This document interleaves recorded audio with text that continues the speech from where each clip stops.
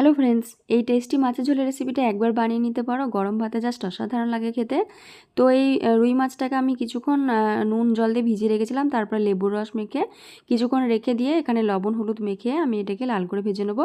তার আগে একটা মশলা রেডি করে নিচ্ছি। কাঁচা লঙ্কা, টমেটো আর আদা, পেঁয়াজ, শুকনো লঙ্কা, জিরে বেটে নেবো। তারপরে লাল করে মাছগুলোকে দেখো ভেজে নিচ্ছি তেলের মধ্যে।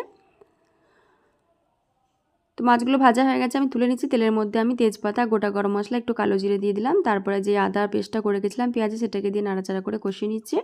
এরপরে কিছু গুঁড়ো মশলা এখানে দিয়ে দিচ্ছি, দেখো হলুদ গুঁড়ো, কাশ্মীরি লঙ্কা গুঁড়ো আর লবণ দিয়ে ভালো করে মিক্স করে নিয়ে টমেটো পেস্টটা দিয়ে ভালো করে কিন্তু এটাকে কষিয়ে নিতে হবে। তারপর আমি পরিমাণ মতো জল দিয়ে দিলাম।